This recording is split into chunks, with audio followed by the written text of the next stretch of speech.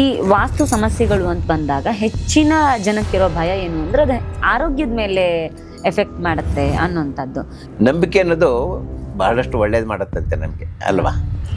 ನೋಡ್ರಿ, ನಿಮ್ಮಮ್ಮ ಹೇಳಿದ್ರು ಇವರೇ ನಿಮ್ಮಪ್ಪ ಅಂತ ಹೇಳಿದಾಗ ಸುಮ್ಮನೆ ನಂಬಿಕೆಯಿಂದ ಒಪ್ಕೊಂಡಿದ್ದು ಬಿಡಿ, ಹೌದು. ಲೈಫ್ ಲಾಂಗ್ ಖುಷಿಯಾಗಿರ್ತೀರ. ಸ್ವಲ್ಪ ಹುಳ ಬಿಟ್ಕೊಂಡ್ಬಿಟ್ರೆ ಅವ್ರು ನಮ್ಮಪ್ಪ ಅಲ್ವೋ, ಹೌದು ಅಲ್ವೋ, DNA ಟೆಸ್ಟ್ ಮಾಡ್ಸೋಣ ಅದು ಇದು ಅಂತ ಮಾಡ್ಕೊಂಡಾಗ ಏನೋ ಹೆಚ್ಚು ಕಡಿಮೆ ರಿಸಲ್ಟ್ ಬಂತು ಅಂದರೆ ಲೈಫ್ ಲಾಂಗ್ ಸಫರ್ ಮಾಡ್ತಾ ಬರ್ತೀರ ನೀವು. ಮನಸ್ಸಿನ ಮೇಲೆ ಅಷ್ಟು ಮಟ್ಟಿಗೆ ಪರಿಣಾಮ ಬೀರುತ್ತೆ. ಅದ್ರ ಬದಲಿಗೆ ಹಿರಿಕರು ಏನೋ ಒಂದು ಹೇಳಿದಾರಪ್ಪ ನಮಗೆ, ಮನೆ ಮುಂದೆ ರಂಗೋಲಿ ಹಾಕಿ ಅಂತ ಹೇಳಿದ್ರು. ರಂಗೋಲಿ ಹಾಕಿ ಏನು ದೇವ್ರು ಬಂದ್ಬಿಡ್ತಾನ ಅಂತ ಹೇಳಿದ್ರೆ, ನಾನು ಸೈಂಟಿಫಿಕಲಿ ಅನಲೈಸ್ ಮಾಡಿದಾಗ ಮುಂಚಿನ ಕಾಲದಲ್ಲಿ ಕಾಡು ಮಧ್ಯದಲ್ಲೆಲ್ಲ ಮನೆ ಇರೋದು, ಒಂದು ಹಳ್ಳಿನೇ ಒಂದು ಕಾಡು ಥರ ಇರೋದು, ಹಾವುಗಳೆಲ್ಲ ಓಡಾಡ್ತಾ ಇದ್ವು. ಹಾವುಗಳು ಓಡಾಡೋದಿಲ್ವಂತೆ ರಂಗೋಲಿ ಇದ್ದ ಕಡೆ.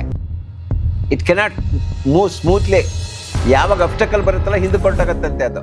ಇವಾಗ ಮಣ್ಣಿನ ಮಡಿಕೆನಲ್ಲಿ ನೀರು ಕುಡಿದ್ರೆ ಒಳ್ಳೆಯದು ಅಂತ ಹೇಳ್ತಾ ಇದ್ರು, ಅಥವಾ ಒಂದು ತಾಮ್ರದ ಲೋಟದಲ್ಲಿ ನೀರು ಕುಡಿದ್ರೆ ಒಳ್ಳೆಯದು, ಅಥವಾ ಹಿತ್ತಾಳೆ ಇದರಲ್ಲಿ ಅಡುಗೆ ಊಟ ಮಾಡಿದ್ರೆ ಚೆನ್ನಾಗಿರುತ್ತೆ ಅಂತ. ವೈಜ್ಞಾನಿಕವಾಗಿ ಯೋಚನೆ ಮಾಡಿದಾಗ ಅದ್ರಲ್ಲಿ ಯಾವುದೇ ಒಂದು ವೈರಸ್ಗಳು ಬ್ಯಾಕ್ಟೀರಿಯಾಗಳು ಬದುಕೋಕೆ ಸಾಧ್ಯ ಇರಲಿಲ್ಲ ಈ ಮಣ್ಣಿನ ಮಡಿಕೆನಲ್ಲಿರೋ ನೀರಲ್ಲಿ. ಆ ವಿಜ್ಞಾನ ಹೇಳಲಿಕ್ಕೆ ಬದಲಿಗೆ ಅವರು ಇದ್ರಲ್ಲಿ ಭೂತತ್ವ ಅಡಗಿದೆಪ್ಪ, ಆ ಭೂತತ್ವದ ಇದು ನಾವು ಯೂಸ್ ಮಾಡಬೇಕು,